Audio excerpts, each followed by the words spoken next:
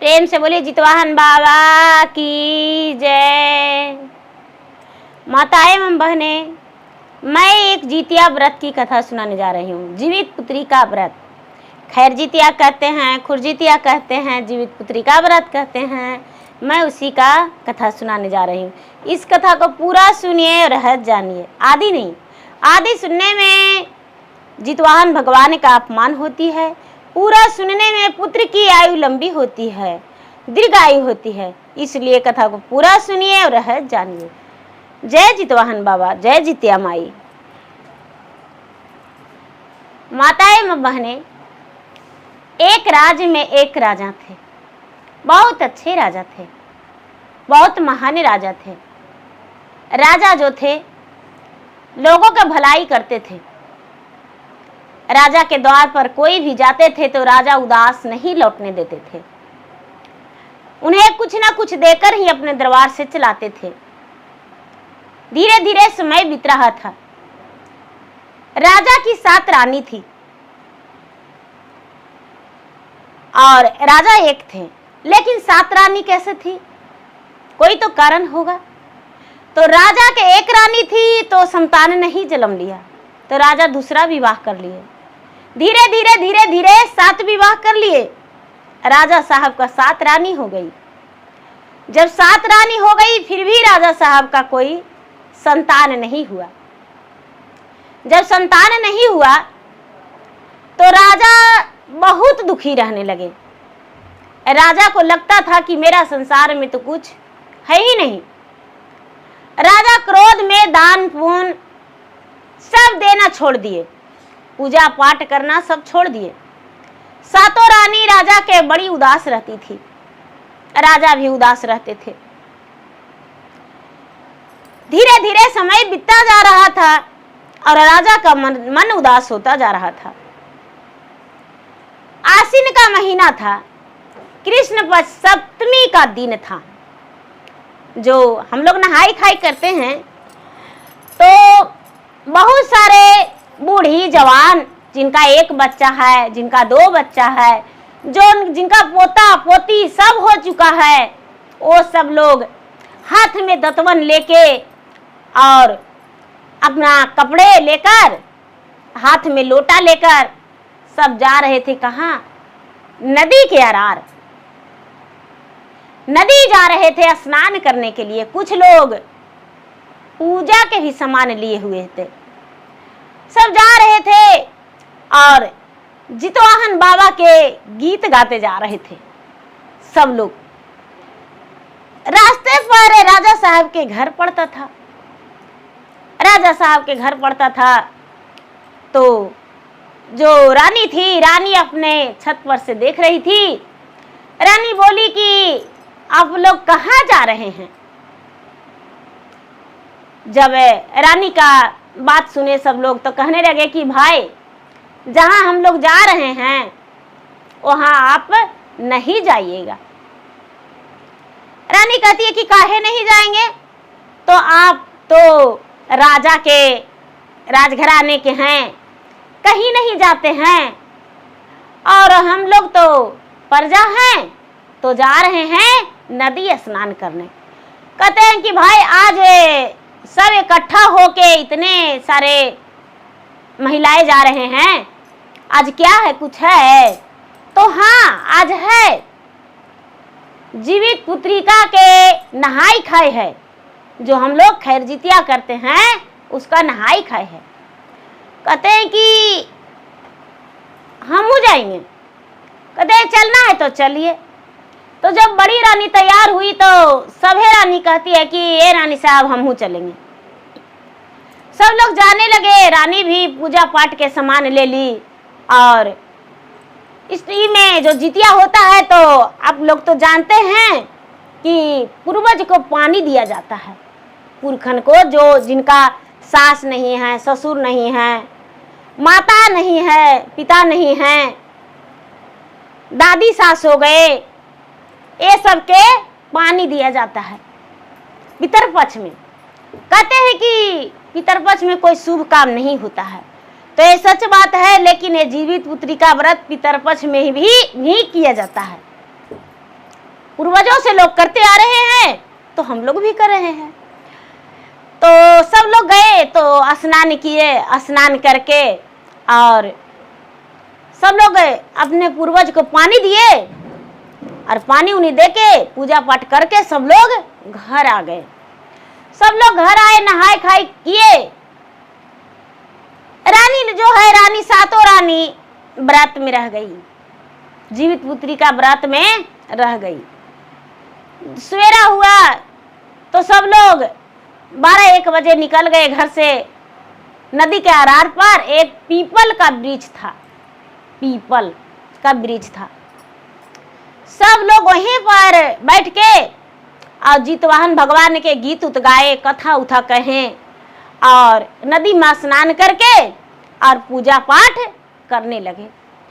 तो सातों जो रानी है वो झरझर रोती है गंगा में स्नान करते समय और कहती है कि हे गंगा मैया, अगर जो हम लोग के संतान हो जाएगा सातों सौतन के, तो हम आपको नाय में सोने का मांग बनवाएंगे, सोना से मढ़वाएंगे।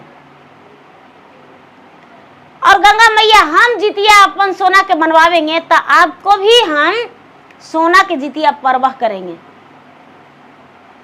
हे गंगा मैया, आप हमको एगो संतान दे दीजिए। पूजा पाठ भी की तो जखनहू भी वही मन्नत की, पूजा पाठ करके घर आ गई। धीरे धीरे समय बीतने लगा, समय बीतने लगा। समय बीते बीते 4 महीना 6 महीना बीता। सातों रानी गर्भवती रह गई, सातों रानी गर्भवती रह गई।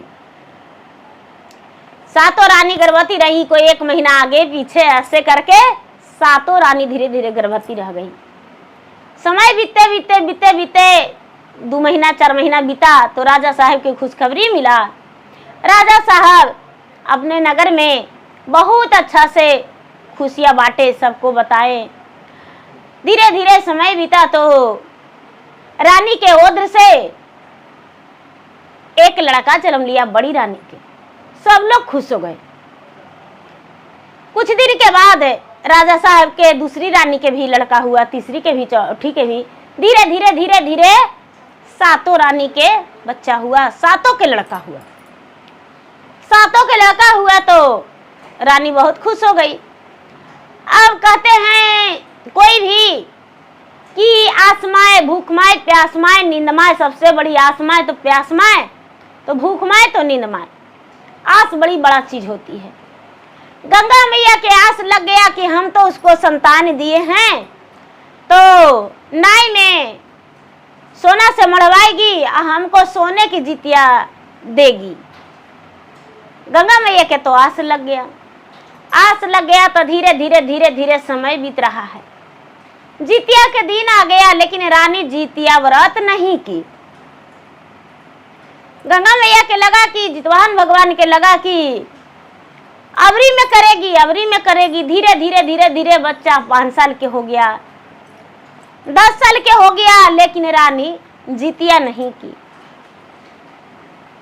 राजा साहब के सातों बेटा जवान हो गया, शादी के योग हो गया, 15 साल 16 साल के हो गया। सब लोग पहले तो छोटा छोटा में शादी कर दिया जाता था, तो सब लोग कहने लगे राजा से कि ये राजा साहब, आपका बेटा जो है शादी का योग हो गया है, तो शादी ब्याह कर देते तो अच्छा था। राजा भी सोचे कि हाँ बेटा के ब्याह कर देंगे, भाई बेटा के ब्याह काहे नहीं कर देंगे, कर देंगे। अगुआ बटुआ आया, राजा के बेटा के शादी सेट हो गया। राजा साहब सबको दिन पक्की बैठा दिए। ई दिन के तिलक है, ई दिन के मटकोर है, तो मड़वा है, तो बारात है, सब पक्की कर दिए। जब पक्की कर दिए तो राजा के बेटा के तिलक आया। तिलक में भी गंगा मैया के आस लगल था कि भाई तिलक आया है तो याद करेगा। जितवाहन बाबा के भी आस लगा हुआ है, लेकिन याद रानी नहीं की। राजा के बेटा के बारात सज गया, बारात चला गया। बारात चला गया तो से लड़की ब्याह में विदा नहीं होती थी। शादी हो गया राजा के बड़ा बेटा के। जिस राजा के यहाँ शादी हुआ तो लड़की के पिता कहते हैं कि ए राजा साहब, भाई साहब, आप लोग बारात लेकर चल जाइए, ये जो वर हैं वो अभी नहीं जाएंगे, क्योंकि मेरे घर का नियम है कि जो वर हैं वो 9 दिन के बाद है यहाँ से जाएंगे, तो आप बारात के लौटा के लेके जाइए और मेरा बेटी विदा नहीं होवेगी, आपका बेटा 9वां दिन चल जाएंगे। क्या होता है कि चाची जो ऐसा बात राजा बोले तो राजा साहब बारात माने समधी उनका बोले लड़की के पिता, तो राजा साहब बारात वहां से लौटा लिए। राजा साहब वहां से बारात लौटा लिए और लौटा के और घर ले आए। घर ले आए, सातों बेटा जो था, सातों बेटा वहीं रह गया। सातों बेटा तो पहले के बारात जो था, तो ये सब बूढ़ी दादी ये सब है, जो हमारी दादी थी वो बताती थी कि पहले बारात घोड़ा से, हाथी से, बैलगाड़ी से और पैदल जाते थे। पहले कोई साधन नहीं था, ऐसा दादी बताती थी। तो लोग के कहने के अनुसार जो है कि पहले लोग घोड़े से जाते थे, हाथी से जाते थे, तो बारात तो वहाँ घोड़ा हाथी से चल गए थे। सब बारात लौट गए, राजा के सातों बेटा लौट गया, रुक गया कि भैया भैया जाएंगे तबे हम यहाँ से जाएंगे। राजा साहब के सातों बेटा वहाँ रुक गया। 2 दिन, 4 दिन, 5 दिन, 8 दिन, 9वां दिन वहाँ से सातों बेटा अपना अपना घोड़ा लेकर और चलने लगे। तो बीच में नदी पड़ता था, बीच में नदी पड़ता था। क्या होता है कि बैसाख के महीना में नदी दोनों पूरा तूफान हो गया। जब राजा के बेटा सातों आए नदी के कोर पर घोड़े सवार होके, तो दोनों कोरा नदी, गंगा मैया के देखिए महिमा, दोनों कोर नदी तूफान हो गया। सातों बेटा शाम तक रुके लेकिन नदी के धारा नहीं रुका। केवट से कहते हैं कि ए केवट भैया, हमको उस पार जाना है, हम 7 भाई हैं, हमको उस पार जाना है। केवट बोला कि ठीक है, नाव पर बैठिए और हम सबके पार कर देंगे। राजा के सातों बेटा नाव पर बैठे और केवट जो हैं वो पार कर दिए। केवट पार करने लगे। जब आधा नदी में गया तो केवट का नाव बुड़ गया। सातों बेटा राजा के नदी में रह गया। हे गंगा मैया, ऐसा दुख किसी को मत दीजिएगा। सातों बेटा राजा के नदी में रह गया। केवट के कुछ नहीं हुआ, दाग नहीं लगा। देखिए जितवाहन भगवान की महिमा, गंगा मैया की महिमा। केवट नदी पर आके इस बार होके और लोग के बताए तो राजा के जानकारी हो गया। अब रानी जो है पूरा रोने लगी। राजा क्या करेंगे, प्रजा लोग बोले कि राजा साहब आपको भाग में संतान नहीं था, हिम्मत करिए। रानी तो रो रो के पगला गई। सातों रानी खूब रोती थी रोज। धीरे धीरे समय बीता। अब यहाँ जो राजकुमार की पत्नी है वो गर्भवती रह गई। गर्भवती रह गई तो 1 महीना बीता, 2 महीना बीता, 4 महीना बीता, तो अपने माई से बताई कि माँ हम तो गर्भवती हैं। राजा से रानी बताई, जो राजकुमारी थी उसकी माँ बताई उसके पिता से कि देखिए इसका जो है बच्चा होने वाला है, राजा साहब से जाके बता दीजिए। कहते हैं कि उनका 7 गो बेटा नदी में बह गया, मर गया। कौन मुँह जाए बताने, हम बताने नहीं जाएंगे, जब होगा तो देखा जाएगा। अब धीरे धीरे बेचारी अपना दिन जोड़ने लगी, गिनने लगी कि महीना में हमको बच्चा होगा। धीरे धीरे धीरे धीरे समय बीतने लगा तो सबके घर में बेटी भारी हो जाती है, ज़्यादा दिन हो जाता है तो माँ बाप के लिए भारी नहीं होती है, लेकिन टोला पड़ोसन मोहल्ला के लिए भारी हो जाती है। देख के लोग कहते हैं कि बेटिया यही है, खाना वो नहीं देती है, खर्चा नहीं देती है, लेकिन कह देती है। तो उसका घर में भौजाई हो उद्वास करने लगी, कहती है कि अरे तुम्हारा पति तो मर गया तो तू हमको सिर पर बैठेगी, हिस्सा बरखरा लेगी, ये बच्चा का परवरिश कौन करेगा? तू मेरा सिर पे कलेजे पे मूंग डाल दरेगी, अपना ससुराल चले जाओ।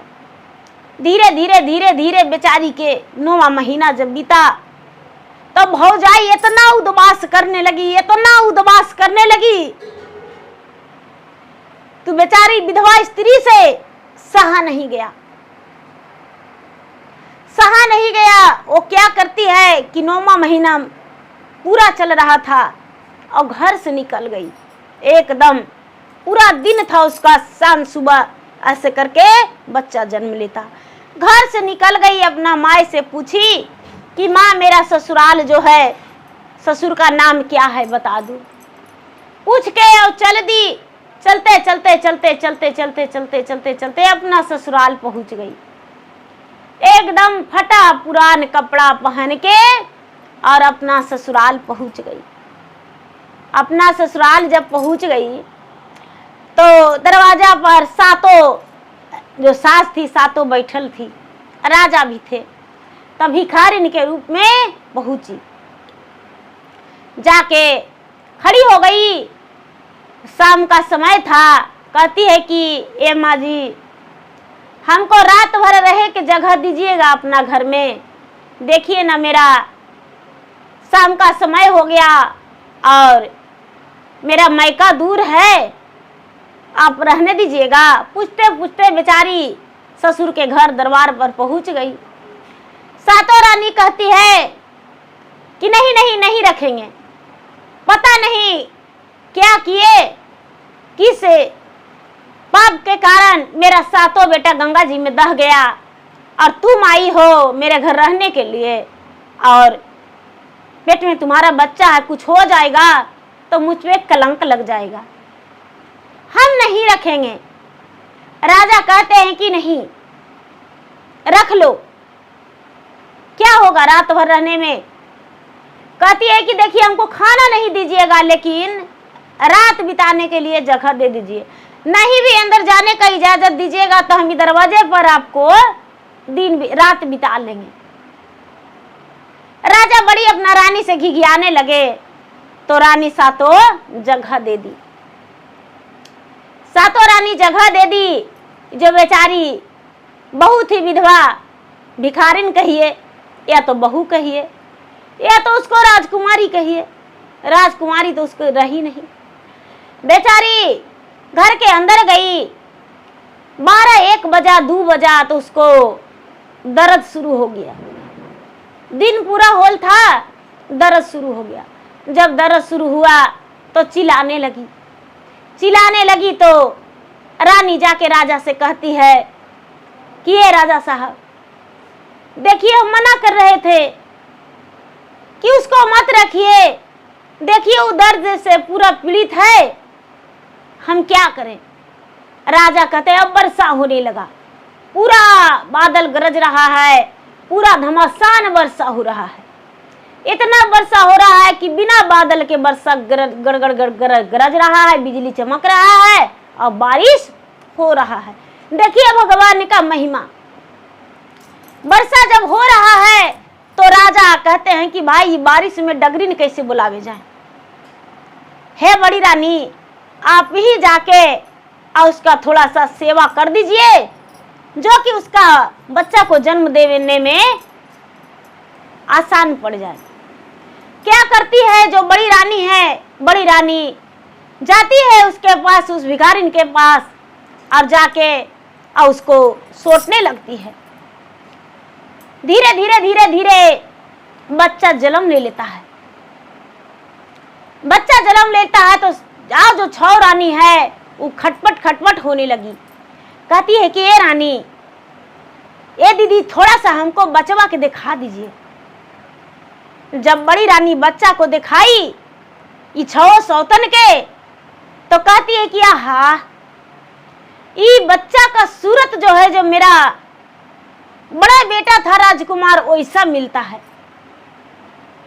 इसका हाथ, पांव, मुख, लीलार, आंख सब उसी पर जाता है। इतना ही में मंझली रानी भी डूब गई शौर में। कहती है कि ये दीदी, आप तो प्रसव करवा दिए और हम बच्चा के पोछ देंगे। तीसरी रानी ढूक गई से कहती है कि ये दीदी, हम नर काटेंगे, हम नर काटेंगे बच्चा के। चौथी रानी कहती है कि हम इसको स्नान कराएंगे। पांचवी रानी कहती है कि हम इसको तेल लगाएंगे। छठी रानी कहती है कि हम इसको गोद खिलाएंगे, गोद में लेंगे। सातवीं रानी कहती है हम इसको दूध पिलाएंगे। सातों शौर में हिल गई खुशी खुशी। देखिए भगवान का महिमा। जो बेचारी बहू है, या भिखारिन कहिए या बहू कहिए, वो बेचारी मन ही मन कर रही कि हाँ, कितना अच्छा मेरा सातों सास है। सातों शौर में हिल गई बिना कहले। हम किसी को बताए वो नहीं किए हैं, पर्चे भी नहीं दिए। यदि पर्चे दे देते तो पता नहीं और ये लोग कितना करते। सब मिलके बच्चा में लटक गए और सवेरा हो गया। सब लोग स्नान कराए, उसको हल्दी हलवा घाटे और उसको बड़ा प्यार से दिए, बड़ा प्यार से दिए। दिन बीत गया। जब रात हुआ है तो ये जो राजकुमार है, राजा के बेटा, तो रात्रि में ठीक 12 बजता है तो जाके दरवाजा पर खड़ा होके कहता है, खोलहु का खोलहुए सुंदर, आओ बजाड़ा के बड़ी आजी। अरे हम अइली बाबुआ के देखे जी, किया के है ये सुंदर, अब बनला पलंगिया जी। अरे किया कैसाना बिछल बिछौला, काथी के तेलवाए सुंदर, और जरे सारी रातिया अकेहू सोवलन संगे साथ जी। तो इधर से बेचारी जो पत्नी है वो कहती है कि ये तो मेरे पति का आवाज है। 9 दिन हम साथ में रहे हैं तो मेरे पति ही साथ में हैं। तो कहते, ये बेचारी कहती है, जाके दरवाजा खोलती है और कहती है कि चंदना के बनल जी सामी, आ बनल है पलंगिया जी, साते रंगा बिछल है बिछावन जी, सरसों के तेलवा जी सामी, और जरे सारी रतिया जी, हमें सुतली संगे साथ जी, सात ससुइया जी सामी, अब बबुआ के सेवलन जी, सोने मोठी कटल बाबू के नार जी। इतना जब राजा साहब सुनते हैं तो ये जो राजकुमार है घर के अंदर जाता है और घर के अंदर जाके बच्चा को देखता है, गोद में लेता है और उसके बाद अपने पत्नी से कहता है कि इस बात को किसी को मत बताना। पत्नी बोलती है कि हे स्वामीनाथ, आपकी विधवा बन के और आपके चौखट गोरने चलाए हैं और सब लोग पता नहीं क्या कहेंगे, नहीं पता। एक दिन तो बीत गया है लेकिन कैसे करके कितना दिन बिताएंगे, और आप क्या मेरे साथ सदा के लिए छोड़ देंगे? कहते हैं कि अभी नहीं बताएंगे, जब छठी होगा बच्चा के तब बताएंगे। राजा सुन के सवेरे बड़ी रानी से कहते हैं कि हे रानी, जिसको आप नहीं रख रहे थे वो कोई और नहीं है। कौन है? मेरा बहू है। जब बेटा नहीं तो बहू कहां से? मेरा बेटा तो गंगा में दहा गया, तो बहू कहां से आएगा? राजा कहते हैं कि नहीं रानी, और मेरा बहू है। जाके बाबू का सूरत देखिए और बच्चा के सूरत देखिए, याद कराइए। रानी कहती है कि सूरत तो मिलता है, तो सवेरे ऐसा करिए कि आज नहीं कल सातों रानी मेरे साथ रहिएगा, कल सातों रानी मेरे साथ रहिएगा। कहते हैं कि ठीक है। जो सवेरा हुआ, दिन बीता, रात बीता, सातों रानी और राजा के उसका सौर के आगे द्वार छेक के सूत गए। फिर आधी रात हुआ तो फिर से राजकुमार कहता है, खोलहु का खोल हुए सुंदर बजड़ा के बड़िया जी, अरे हम अइली बबुआ के देखे जी। कथी के पलंगिया सुंदर, कथिए बिछावाना जी, कथी तेला जरे सारी रात जी। केहू जे सोवलन सुंदर बाबू संग सथवा जी, अरे केहू पूछलन हमारी भेद जी। जाके रानी जो बेचारी भीख मंगनी थी या राजा के बहू कहिए, जाके दरवाजा खोल दी और कहती है, सब कुछ बताती है। चंदना के पलंगिया जी सामी, असत रंग बिछावना जी, सरसों तेला जलई सारी रात जी।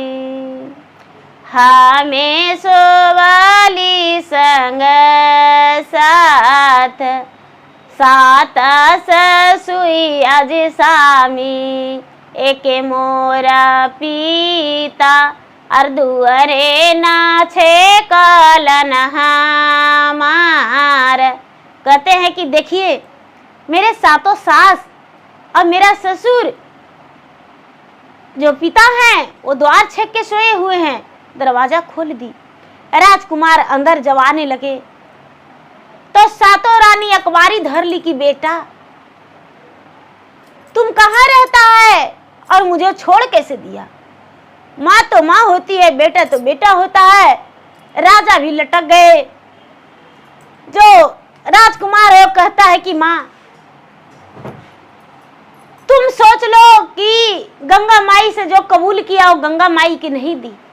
जीवित पुत्री का व्रत की माँ, जब हम जन्म नहीं लिए थे तब, और जब हम जन्म लिए सातों भाई तो जीवित पुत्री का व्रत करना छोड़ दी।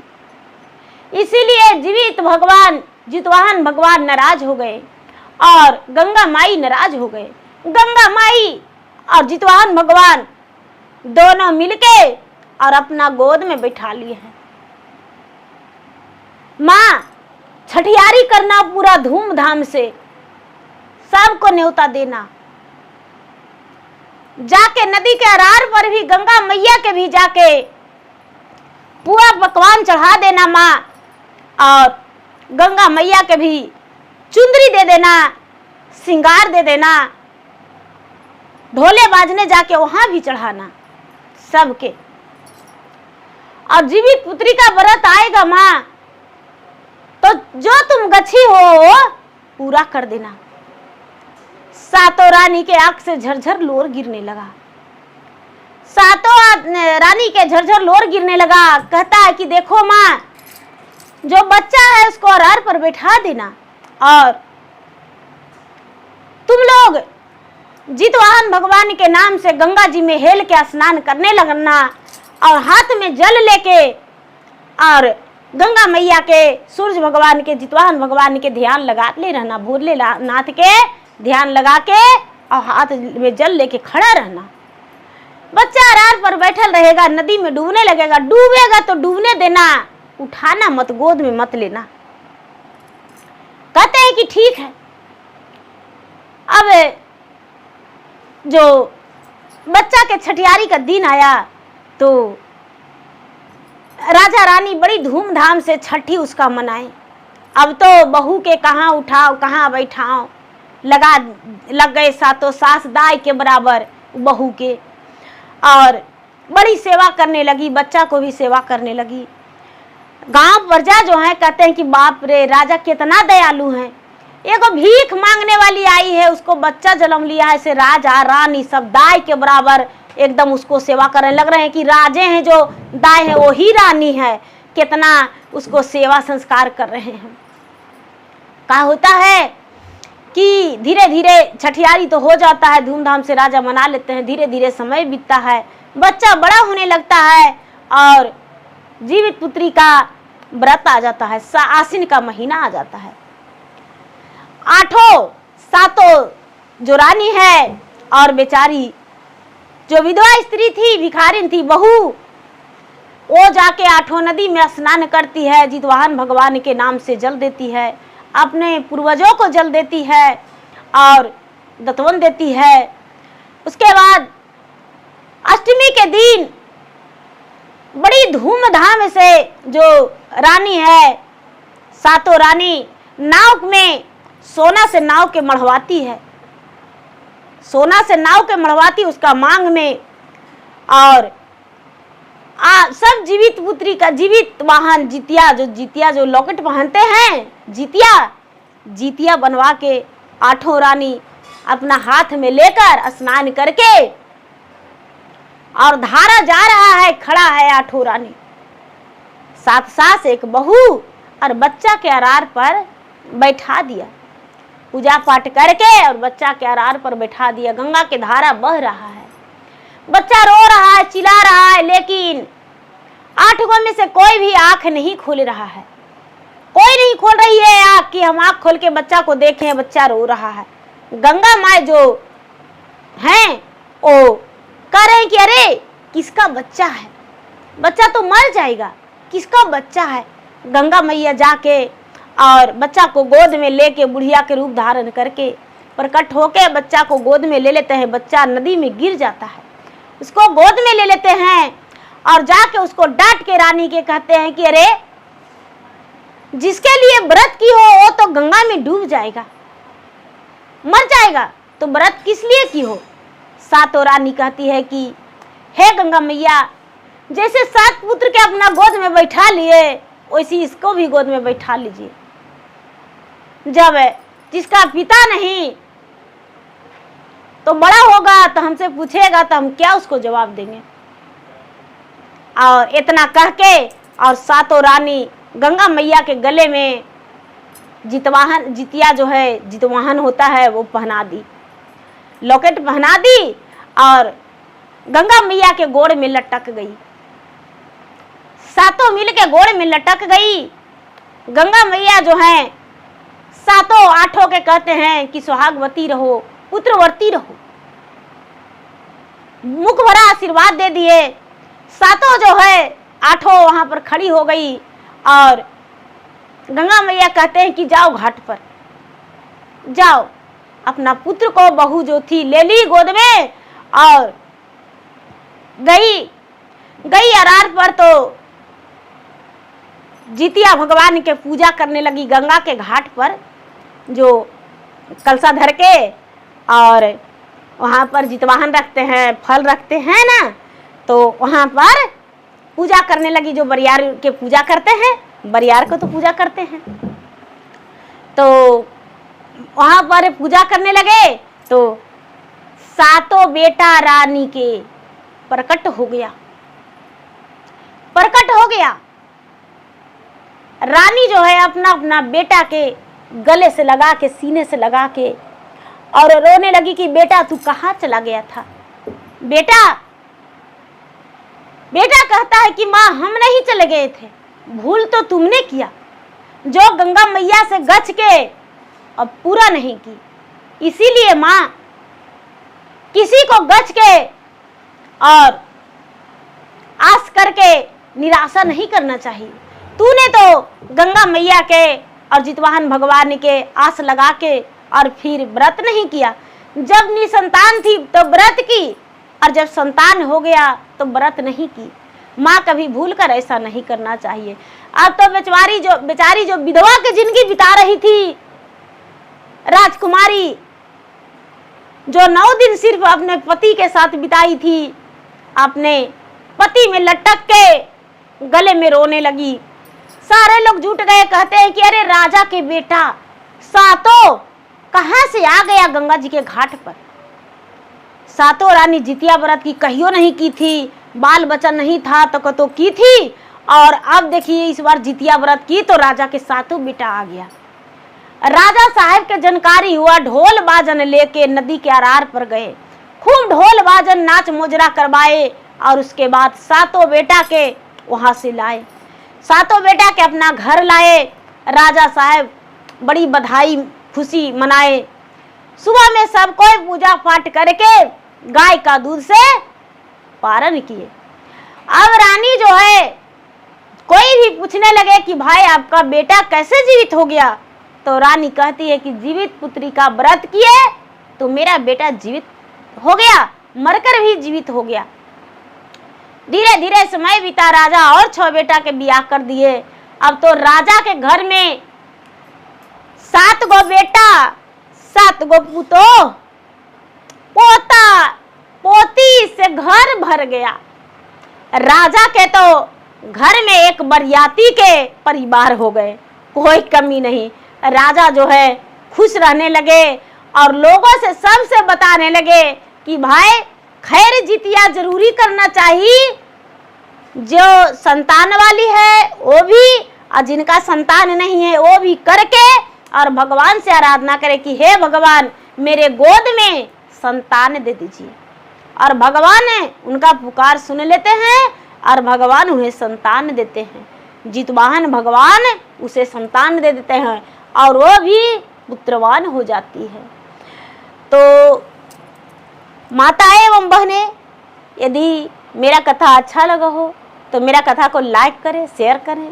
चैनल पर यदि नए हैं तो चैनल का सब्सक्राइब करें, बेल आइकन घंटी को दबाएं, जो कि मेरा वीडियो का नोटिफिकेशन सबसे पहले आपके पास जाए, आप मेरा वीडियो सुन सके। कमेंट बॉक्स में जय जितवाहन बाबा, जय जितिया माई जरूर लिखें। धन्यवाद। हर हर महादेव, घर घर महादेव।